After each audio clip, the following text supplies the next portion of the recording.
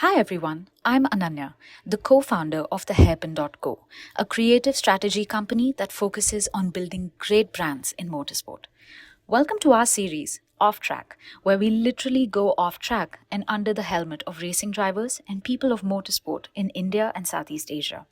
We dive deep into careers, journeys, and conversations that revolve around Indian and Southeast Asian representation so we can learn from them and build a more inclusive environment for the sport to grow.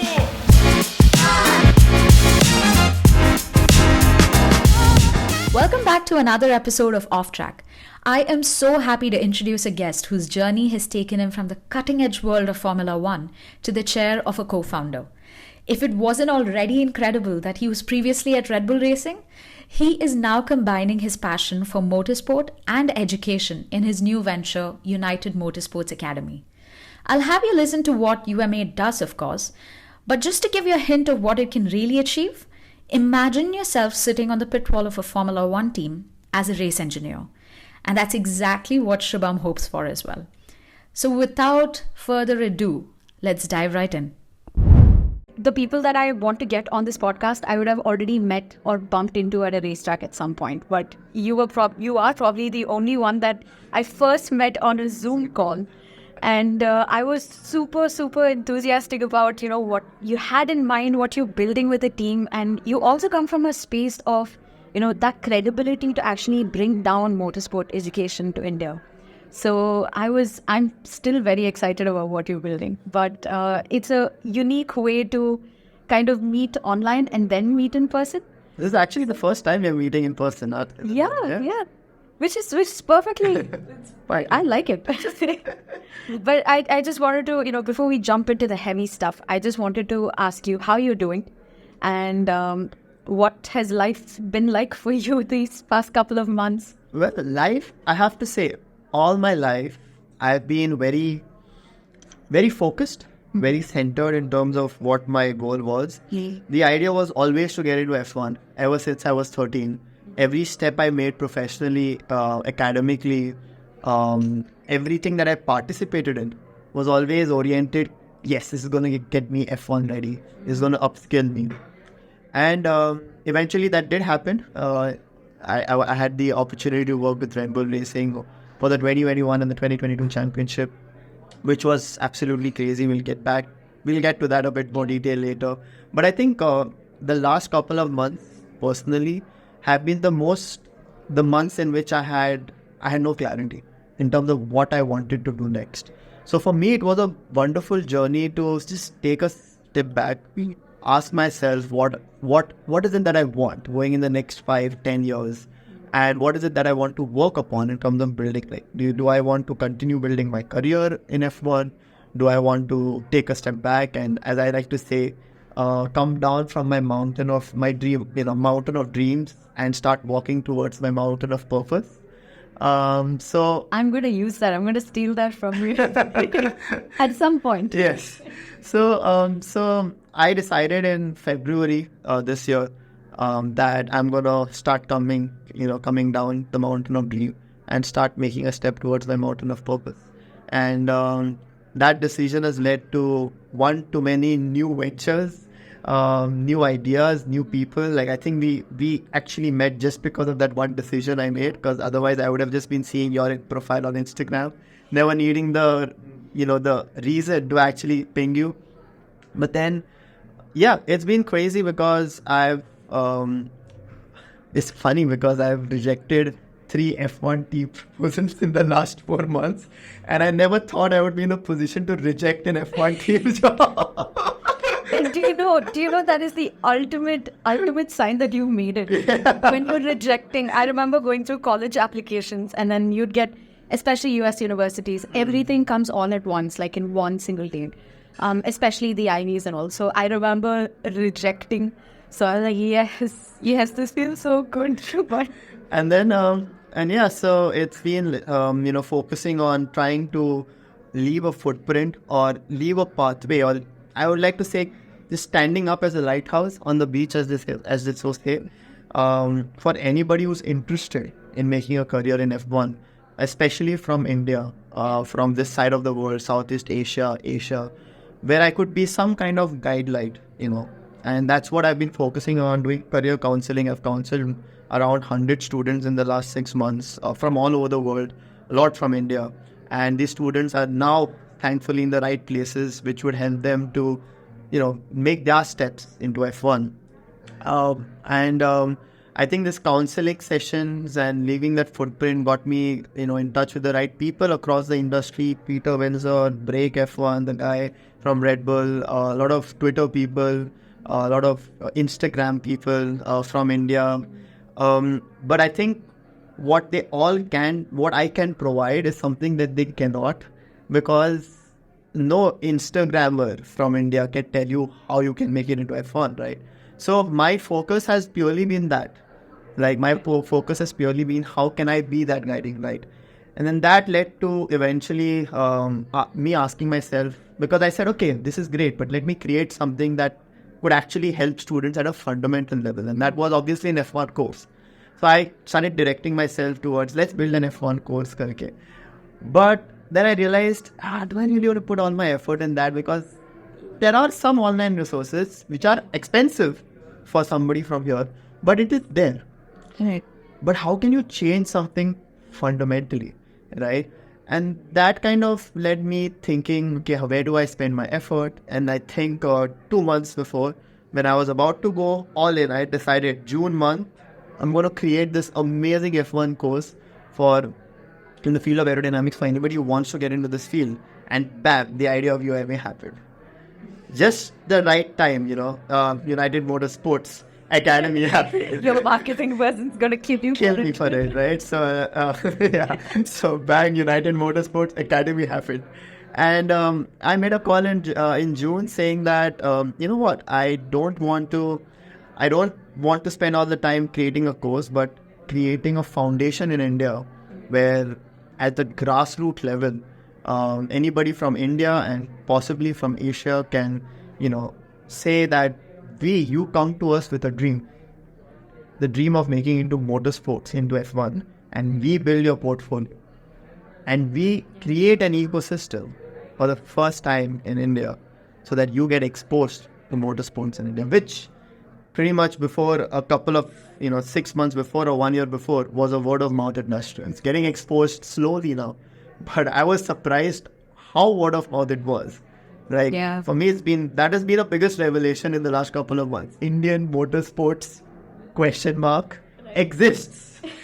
Just doesn't exist in mainstream media. Absolutely. Yeah. Absolutely. I remember I've been through this whole process of, I want to get into motorsports. I want to educate myself in, what people in motorsports generally study. And I remember finding no resources at all. And I'm telling this must be 2016, 15. Yeah.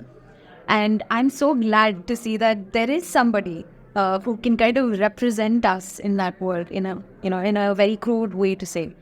And in a way, what you're doing is kind of giving back to the sport. Absolutely. Right? Because I'm sure you must have been there in the paddock, in the pits, or even in the factory when you were working as Red Bull, and you wouldn't see too many people like you. And I think that scene needs to change. Absolutely. Right?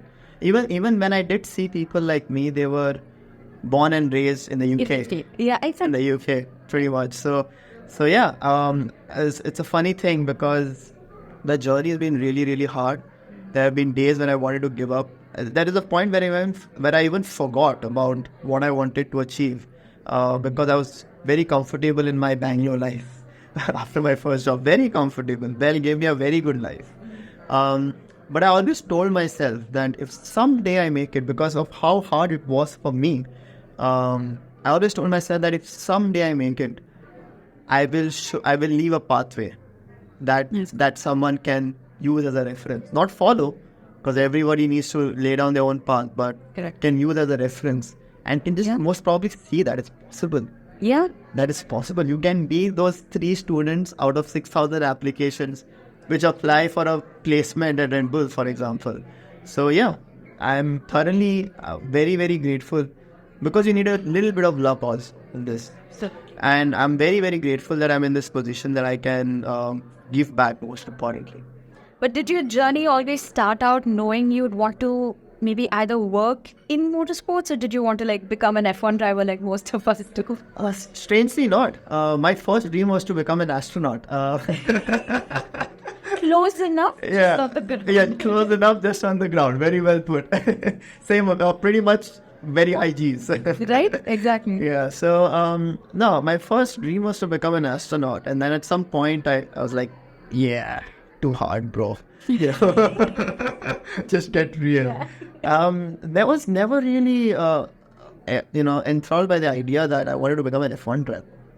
For me, it was always about the car. And it's very strange because a lot of people just believe that, because you are in F1, you would be a huge motor geek. Like BMWs, Porsche, Lambos, Ferraris. And I'm like, yeah, nah. Because people like come to me and they just expect me to know a lot of motor stuff. And I'll be honest, I'm not a complete motorhead. What always excited me about Formula 1 was aerodynamics. Like, as a kid, I remember watching the 2007 season. That was my first season into F1, the Lewis Hamilton debut season, the fight of Lewis Hamilton and Fernando Alonso.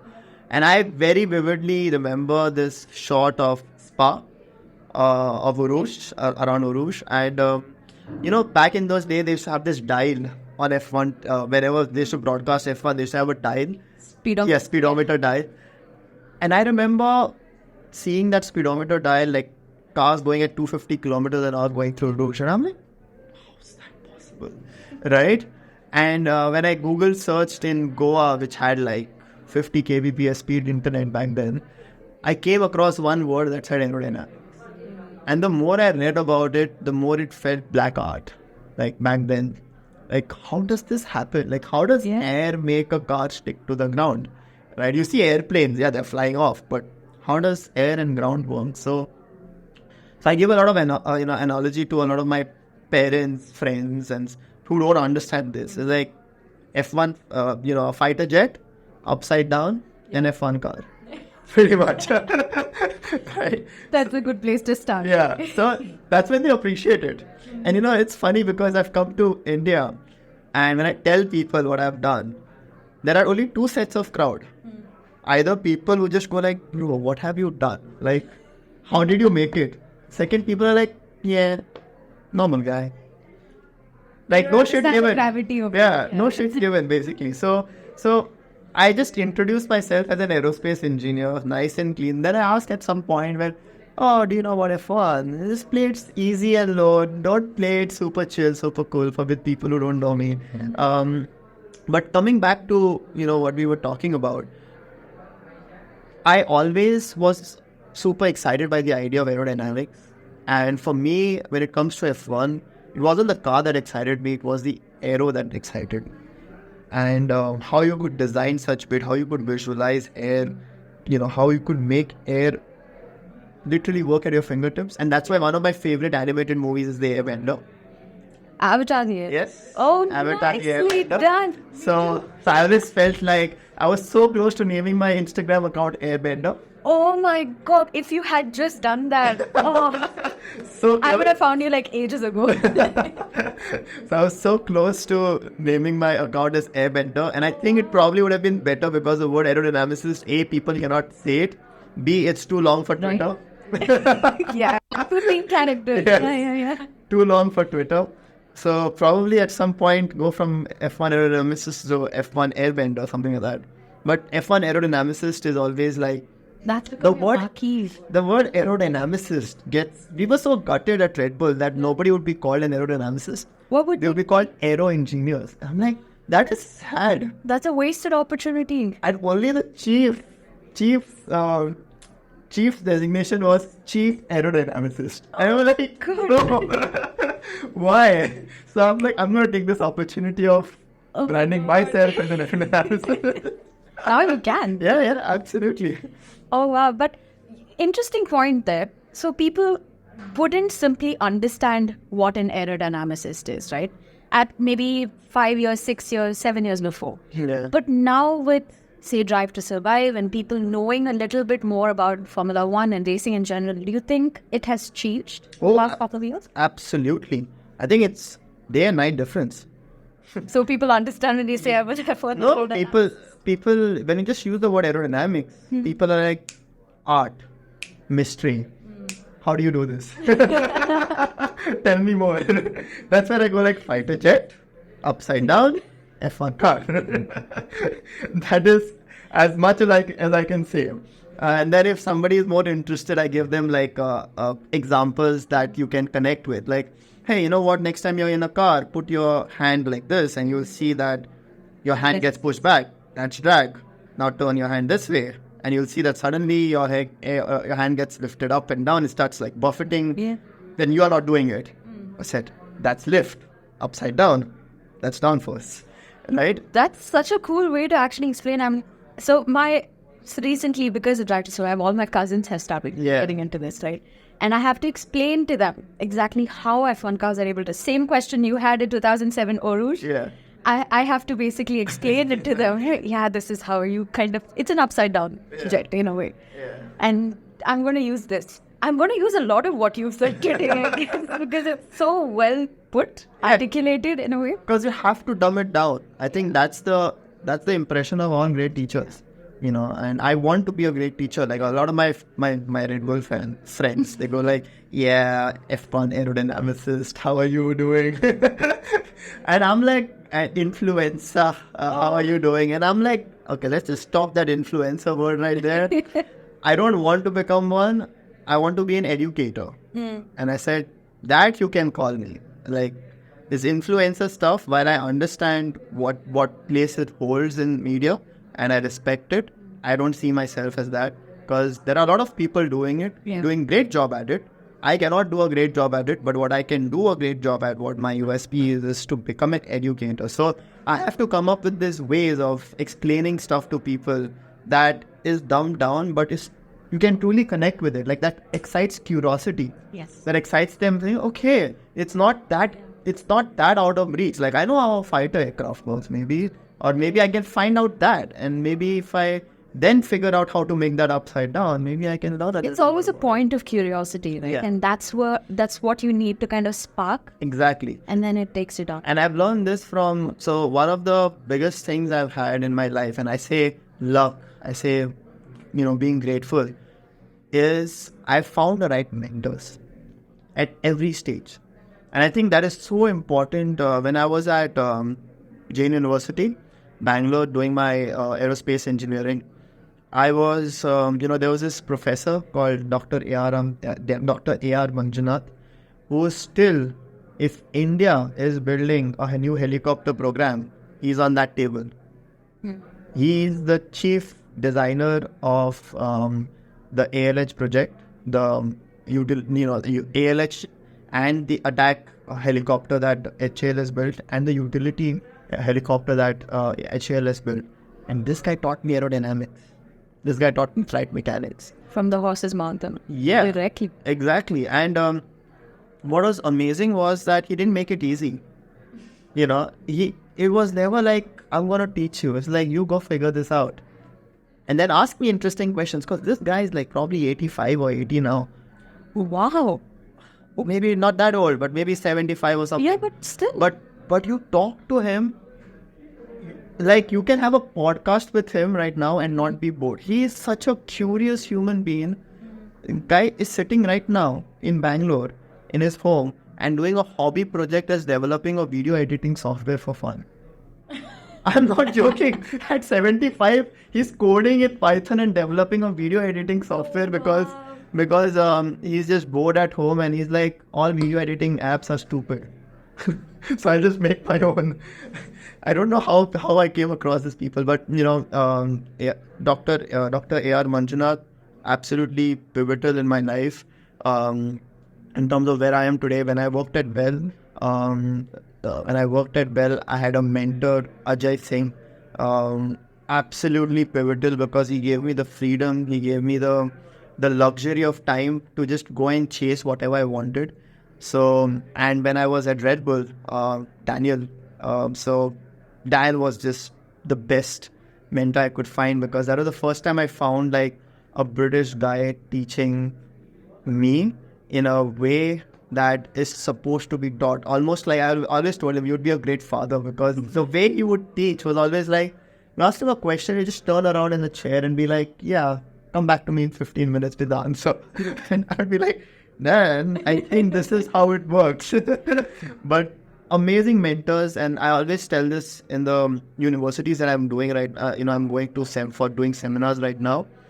I always tell students that as you're starting your career or at university, identify that one teacher, that one mentor who you think fits your equation. Identify people with experience, because people around you will not know, have not seen the industry, right? And these people can align you. Right. And absolutely, I think the reason I made it into F1 is because of my mentors, hands down. I couldn't have made it without myself. Without them, I couldn't have made it by myself, basically. So yeah, mentors was the most important thing that happened to me in my journey. How was your journey actually? So just coming, you are somebody that, you studied in Bangalore, and you suddenly, a couple of years down the line, you're at Red Bull Racing. That is not exactly the most easy story for anybody to digest. Right? So it isn't for me either. It's No, the funny it's- bit. No, so amazing. yeah, so the story, I think even before I reached Bangalore, I think there's an interesting part to the story where nobody around me in my ecosystem in Goa, that's where I'm from, even knew what I was doing. So I have to say, I have to give a shout out to my mother, because she was brave enough to send me to Bangalore to do something that she also didn't understand. Most of my aerospace years, she thought I was becoming a pilot, right? And that's what she should tell people. I'm like, okay, let's just this be easy. I'm not going to explain to you what I did. But my mother has seen me watch F1 on cable TV. And when cable TV stopped and dishes started, she's seen me go to my mama's place on weekends just to watch F1.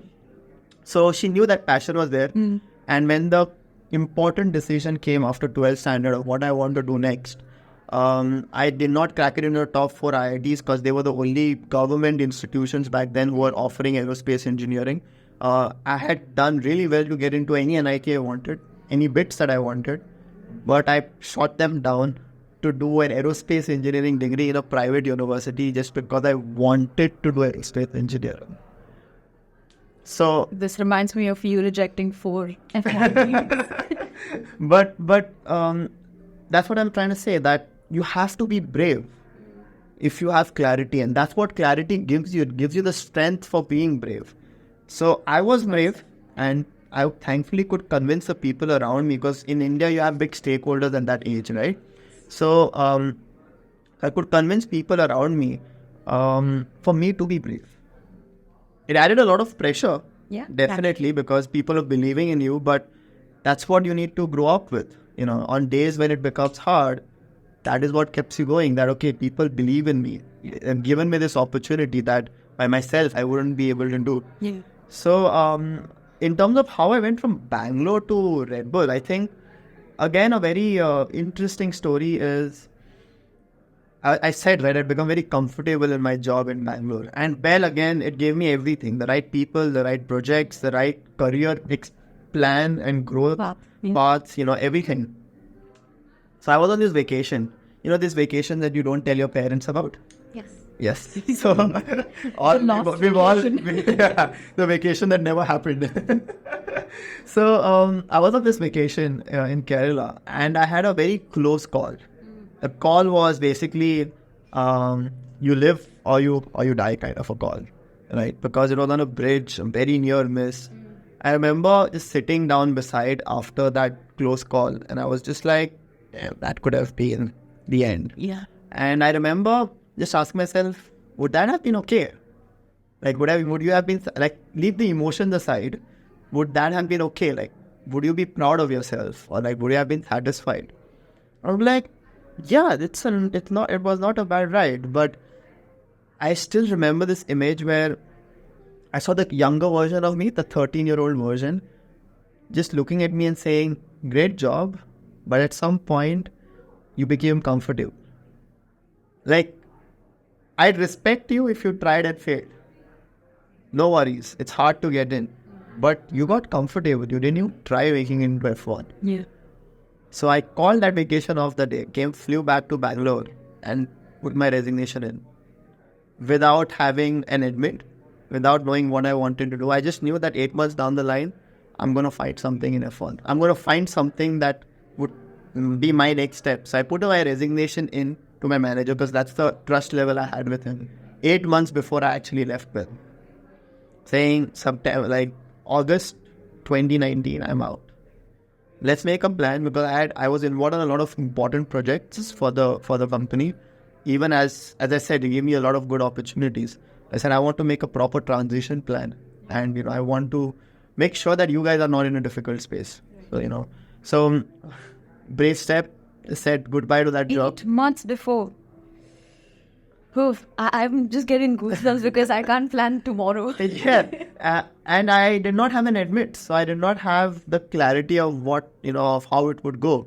So, and yeah, that was a very difficult journey. Like at some points, I was like, "Why have I done?" I could always go back on it. Like the door was open, even the door was open until the last day for me. Like you make a call, like even if this thing doesn't work out, come back to us, kind of a thing, which was very great of them. But I made that call and I landed up going to Motor Vehicle University of Emilia Romagna, which nobody knew back then. It's called Munnar, in short. Very funnily, now I have friends studying there. Yeah, so nobody knew about it back then because like the second or the third year. Absolutely amazing place if you are able to crack in. Especially their racing car design course. That's the creme de la, basically. If you get in there, you work with Dallara for 6 months as part of your Training degree. Oh, okay. Basically, you're taught by the chief designer, the chief vehicle dynamicist of Dallara. Oh, wow. This is not a co-op. This is a part of the education. Yes. Third semester is in Dallara. Directly in Dallara Academy. It's called Dallara Academy. So yeah, that laid the foundation for me to get into F1. But I still did not expect to make it into Red Bull. Now what happens is, when you think about this plan, you're like, okay, I'll start at a smaller team and work at make my way up. Actually. And someday win a championship, right? Yeah. Now, what made things extremely hard for me was A, COVID, and B, back in 2021, only 2 teams sponsored visas. Especially during COVID time, there were only 2 teams sponsoring visas. One was Mercedes and Red Bull. And things that a lot of people don't know was I was able to crack in both Mercedes and Red Bull. Mercedes was a wind tunnel role. Okay. And Red Bull was aero developer role. And I chose Red Bull, thankfully, because you know how it played out in 2021. I chose Red Bull just because it was a better role, right? And but I say it made life difficult because I had no other options. It was the 2 of them or none of them. And I still remember that Red Bull interview. Like it was so, it was intense. And it was very, very intense. And strangely, I had prepared for the Mercedes interview. Because for me, back Mercedes was the top bar. I prepared for the Mercedes interview so well at cracked in. So, and I'd flown down back again to India. So I actually gave my Red Bull interview in India because my sister's marriage was happening in December. And I was like, I need to be there for my sister. Like, this is not happening. Like, career can wait. I need to be there for my sister. I actually gave my Red Bull interview and I was like, okay, if I have prepared for Mercedes, Red Bull ka to main answer kar sakta hu. Like, I'm prepared. But I remember that Red Bull interview answering that in Goa, in a place which is now my studio where I record the FR aerodynamicist stuff. And I remember it finished at 2 o'clock at night. It was a very long process. And I remember sitting down that day after that 2 o'clock, I'm like, if not now, probably never. Like, that interview, somehow everything that I have done entire 13 years, from the age of 13 to 26, came together at once. And I'm like, if somebody else gets it, he deserves it. Just say you are the better man and walk out, right?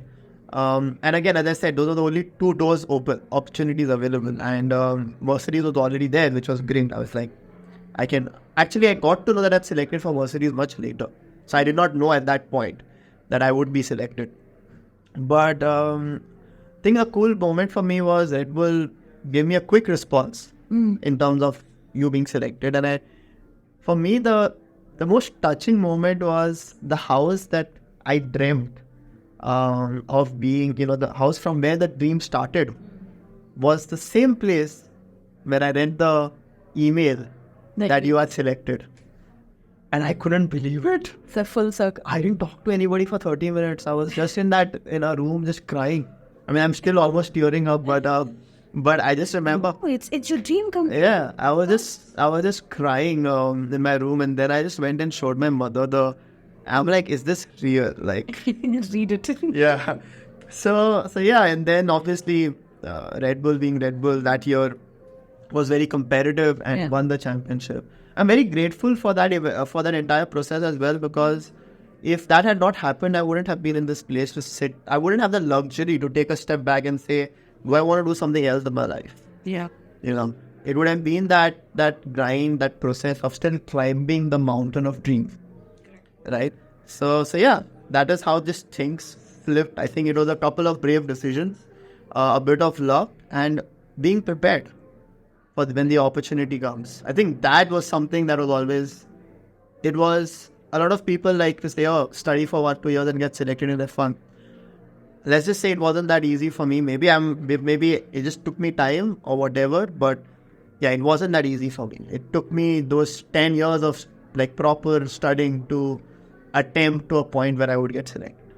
But just take us back to the procedure, right? Now, it's very easy, like you just said, it's very easy to sit here and say, oh, you study, you give interviews, and then you get into F1. But I assume the reason why we haven't heard so many stories of people making it in is because it's a very close-knit community. One, you generally hire within the community. You don't necessarily look for outsiders. Very rarely do you. And second is, it's incredibly hard to actually make it in. So what was the procedure like for you in terms of interview? Thankfully things are changing now, but you are right. People would, they have an established base in terms of the quality of education. So you look within places that have good people have come from. Like for F1, the two great universities for aero to go to is Southampton University in the UK, has a pedigree of great people coming through, and recently Delft University in Netherlands. Doing an aerospace engineering course there gives you very good visibility to F1 teams. So definitely, if anybody wants, anybody listening to this podcast, if you guys would like to go into aerodynamics, these are the two colleges that you should target. Very difficult courses at the same time, so be prepared to work hard.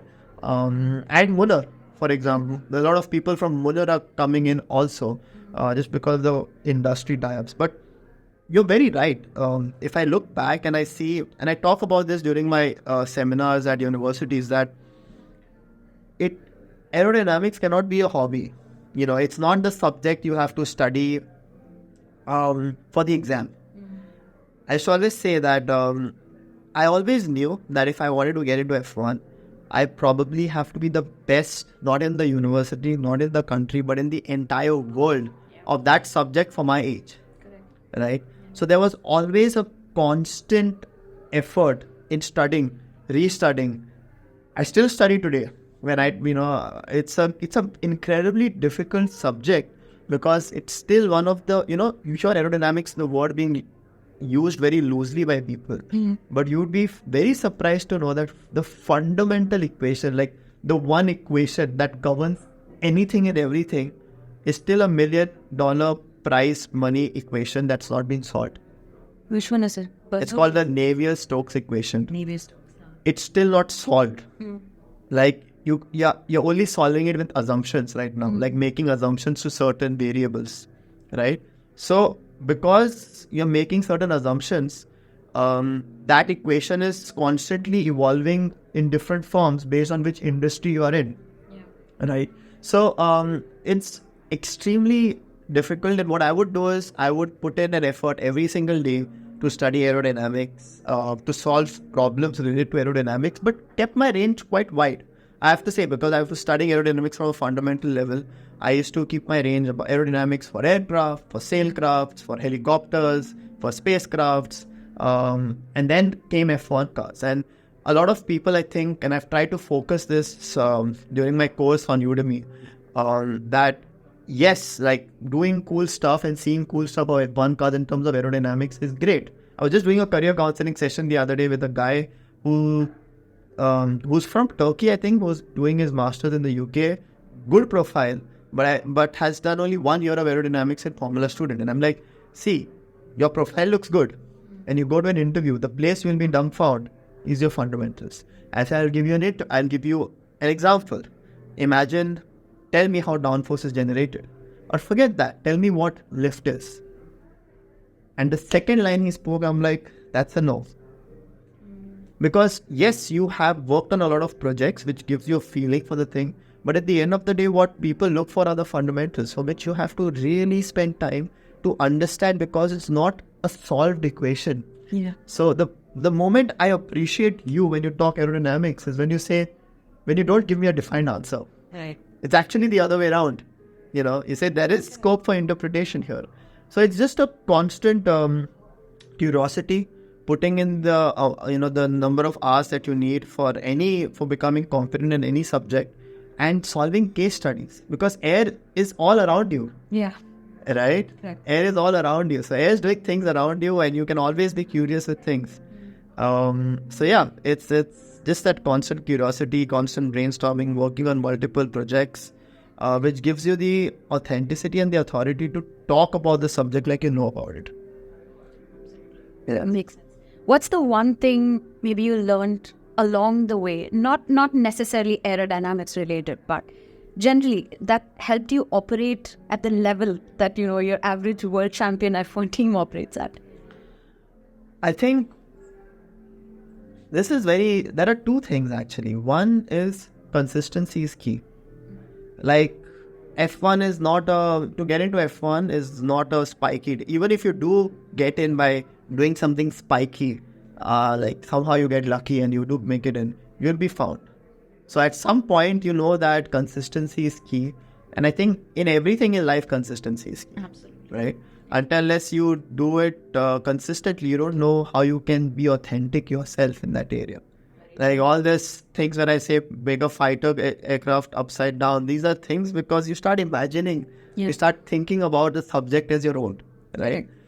And I think the second thing is, personally for me, controlling the chaos within me.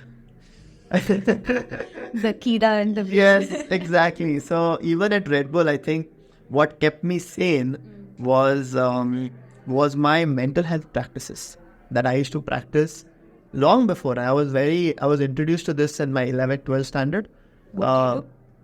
Meditation and a little bit of breathing exercises, a little bit of visualization exercises. That really, those key bits, like learning to take care of your mental health, your thought process, sleeping empty most of the night. Some nights you don't need to sleep empty, but sleeping empty, and just coming up, showing up the next day saying, yes, that was a challenge of yesterday. Let's try and solve it today. Let's look at it from a different way. And yes, you can solve it. I used to always say this inside. Even I remember solving IIT JEE problems and like exams. People used to always ask me, how do you do so well in exams? Because I used to come up showing exams like chilled out, I'm like, the effort is not put yesterday. The effort was put long time back. I was revising yesterday, and I don't have to show up panicked. And one of my favorite legends, and I used to play a lot of basketball, don't play a lot anymore, was Kobe Bryant. And if you listen to his podcast, the one famously that he did with Jay Shetty, is incredible, because I just realized I should have listened to him a lot more, because as personalities we vibed so much. He says that, why was he so good? Because I wasn't taking shots that I hadn't practiced 1,000 times before. There's nothing new I was doing on the court. I'm yet to watch this podcast, but this is now... It is. It's pulled my curiosity. honestly, it's a podcast I listen to every day in the gym. I learn something from it every single day. Every single day. It's too good. And I really, really wish that this guy was alive right now. Because I think he would have done so many great things for the humankind. Because on the journey that he was on, his mountain of purpose that he was on, it was just so sad. And I did not know him so in depth until I started listening to his motivational videos. Absolute legend. And I think that's where he talks about consistency being key. I'm like, yes, I feel you. Like, I've practiced those shots 1,000 times before I take it in a game. And that's why I can take game winning shots. And the second thing he talks about, sometimes you get it, sometimes you don't. How are you going to, are you going to keep going that up and down cycle? Or are you just going to say, all right, I'm here to do my best. But I'm here to also raise what defines my best. So that was the approach I took, and I vibe with him so much because I took the same approach. Champions are not built, overnight, as they say. It's just a consistency and taking care of your mental health and knowing that you can only achieve great things with people around you. There's only so much so you can do by yourself. In this world, especially now, you need an ecosystem around you to truly achieve big things in life. Absolutely. But just speaking about, being as good as, somebody is, you were talking about Kobe Bryant, but I can kind of now just seeing the situation that we are in within Formula One, looking from the outside, but you've been on the inside, obviously.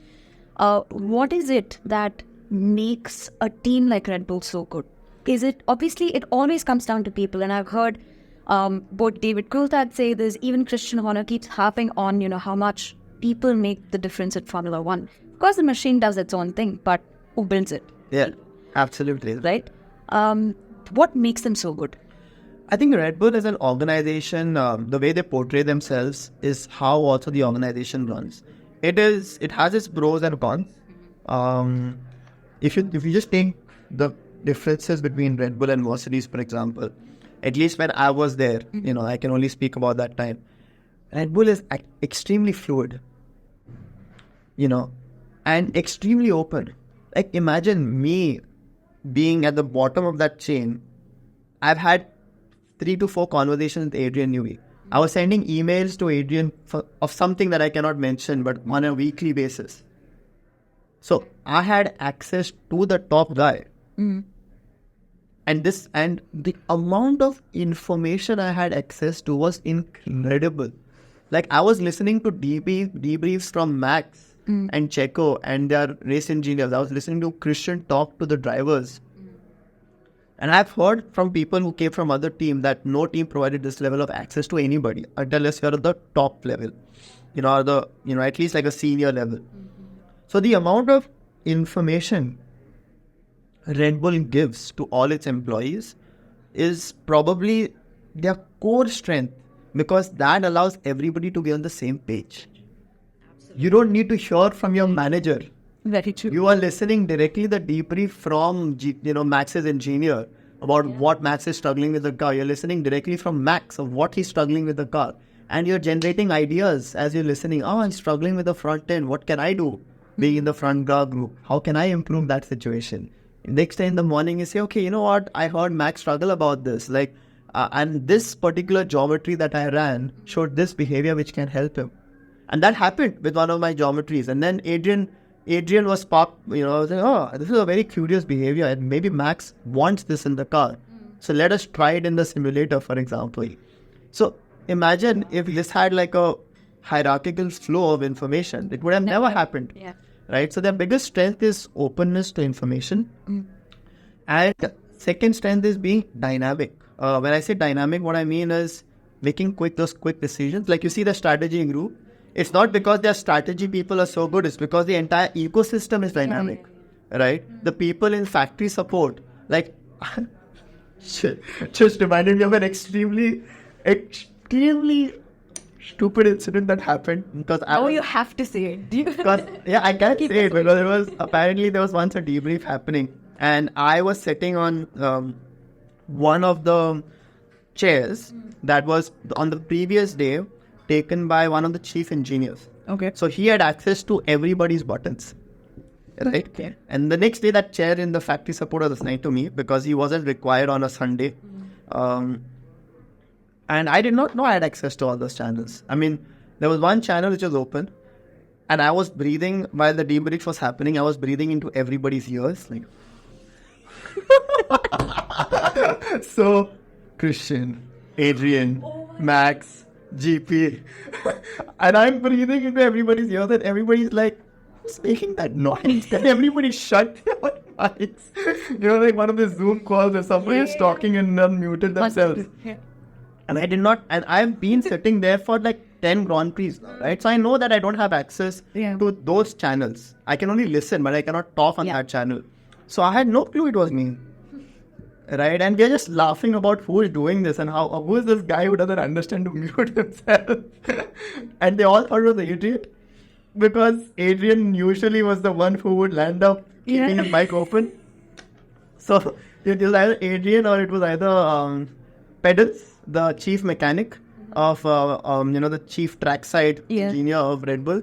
Because he lands up working and attending the meeting a lot of times. So his mic is open sometimes. So, and somehow they were blaming Pedals or Adrian for it. And then I think Adrian just left the room or something and the noise stopped. So everybody just assumed it was Adrian. And then the IT guy just tells the factory head, the person who was in charge of the factory support that PC, the person on that PC was the one who was spiking. And then they're like, sure, what are you up to? I'm like, bro, you assigned this channels. This is not my fault that this channel has access. Very funny story. But what I was trying to say is that, in terms of dynamic decision making, like 2021, I was doing a lot of factory support where I was listening to Lewis Hamilton. I was assigned Lewis Hamilton's radio, where, I listened to what the conversation is, for example. And while you were at Red Bull? Yeah. So everybody knows this is very public information that you can listen to everybody else's radio. Yes, you can, but then internal comms, you mean? Yes. So not internal comms. Like the moment they plug in the car and the car is going out on track. Okay, sorry. When he was out on track. Yes. Those three. Yeah. So when he's on the race, for example, you can have a conversation, right? Yeah. So so I was assigned Hamilton's conversation that year. So I was constantly like, this can make or break and you need to read in between the lines because he's like, Bono, my tires are, the famous joke, my tires are gone. And you need to pick up on stuff like Bono asking for a balance check. Because you know that if they're asking for a balance check, they want to know the flap settings when they come into the pits. So you are constantly feeding information to your strategy group. And I'm talking to like the second in line. Like from there, it directly goes to the driver or to the chief strategist. So you see the level of access they give to everybody in terms of in order to make that decision quickly, or the person in the strategy, the information has to be crisp, clear, and it's a funny saying. If you have to repeat what you said, you've done a bad job. Right? Fair enough. I think as quick as the sport is, you can't afford to be repeating yourself. Yeah, and that's why when I go to seminars and I show this picture of the factory support, which is publicly out there, one of the things which I always say is, while I was in that room, while that looks like a NASA space center takeoff kind of a thing, everybody having radios and plugins, I never enjoyed a race in that place. You didn't? Because it was so intense. Yeah, I can imagine. But you are looking at Hamilton's on board and 3 other onboards that you are assigned in case they spin off, because the moment they spin, you want to give that information because they can make a call. That gives them the extra 5 seconds to make a call or pitting in or judging whether it's going to be a safety car, whatever, right? So you are constantly watching Hamilton's onboard, listening to him, looking at 3 other onboards, listening to your own Sky, you're listening to Sky, so you're listening to like 3-4 channels at the same time. So you're listening to Sky. You're bombarded with information. Absolutely, and and the way you filter it by using voice volume, like the volume controls, like Sky is at a low value, low volume. So it's just layer on layer. Oh my god! Right, you can of course switch off a layer, but you want to listen to You want to listen, and normally they would give like 2 drivers to a person. Oh my God. So I'm listening to, say, an important driver and a less important driver. Like, say, Hamilton, and the worst was Yuki. Oh, you never want Yuki's radio. Why? Because they talk so much. It's like talk a lot. Yeah, they talk, and that irritating accent is just like... And they would all give me also a lot of Ferrari drivers.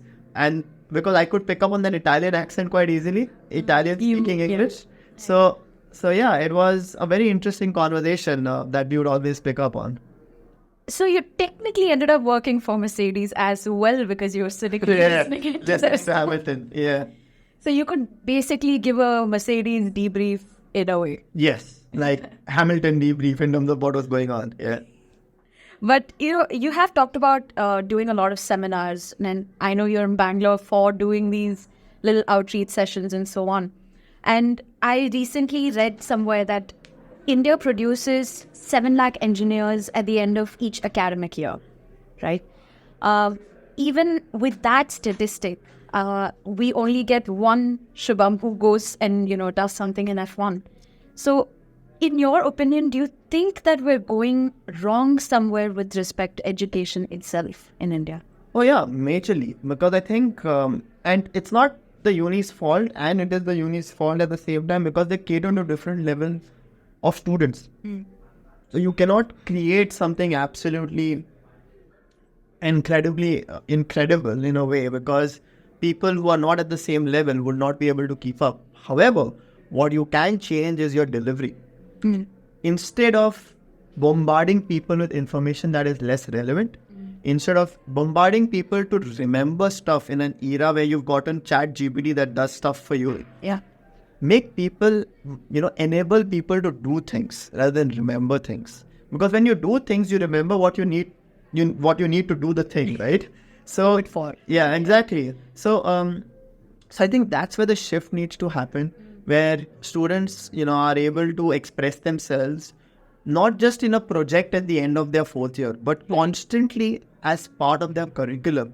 While I appreciate you spending time developing the fundamentals, what's the point if you don't give them an expression of medium at the end of it or during it, because your fundamentals are strengthened. And I think that's where, that hand, especially when it comes to motorsports, it's all about not being just good at it. They used to always say this at Red Bull. It's not about being good. It's about how good you can be in the given time that you've got. Right? So you need to bring that factor into the system. And I think that's what's missing. And also, when it comes to education as a whole, we need to make the shift that we are not creating people to service for the industry. We want to create industry leaders. We want to create people who create, not just people who serve.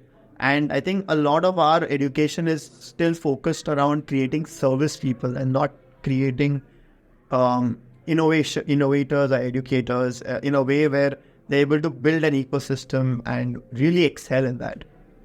Absolutely. But I guess this kind of serves a market gap, or rather, you kind of see a market gap here that Absolutely. you with United Motorsports Academy want to serve. Exactly. Is this where you see the tile sort of fit in? Absolutely. So just tell me a little bit more about United Motorsports Academy. Yeah, so this United Motorsports Academy was basically an idea about how can I bridge that gap, or how can I create the right talent, or how could I train the right talent who are already spending a lot of time and effort to, in already doing small projects when it comes to this field.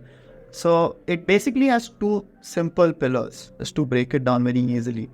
A is to create your profile and build your profile to get into the best universities in the world, the Southamptons, the Delfts, the Cranfields, the Imperials, the best university for whatever you want to do your masters in.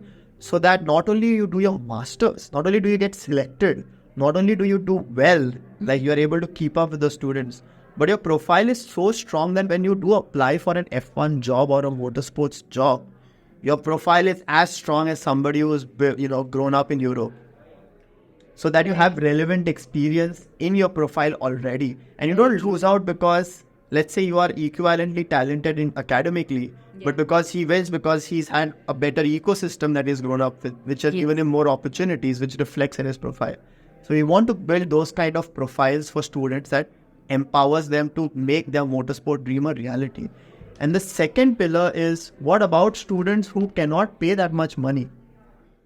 The second pillar is we want to create an ecosystem of motorsports in Asia, organize, add a little bit of order to the chaos to the Indian motorsports market, where we bring the right partners so that we could give students an opportunity of training, of hands-on, which allows them A, also to build their profile, but B, fetch a job in India itself.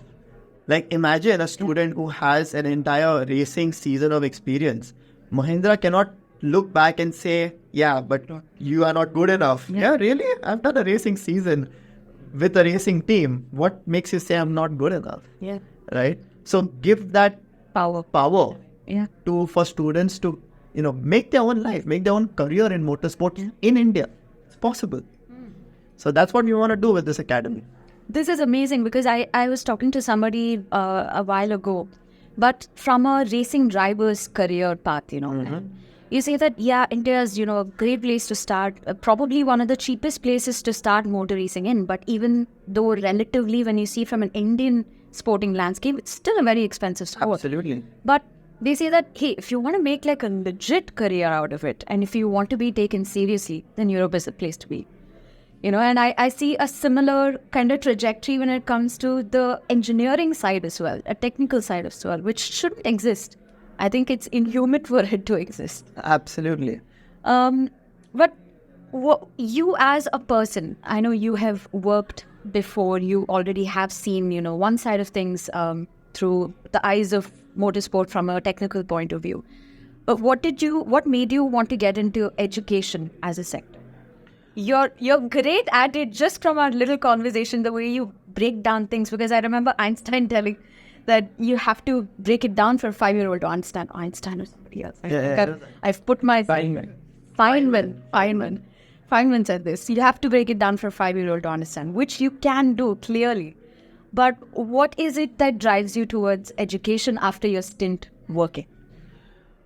Education is something that I've been very interested in from a very long time. Actually, there is a backstory to it also, but I think for me, it's very simple.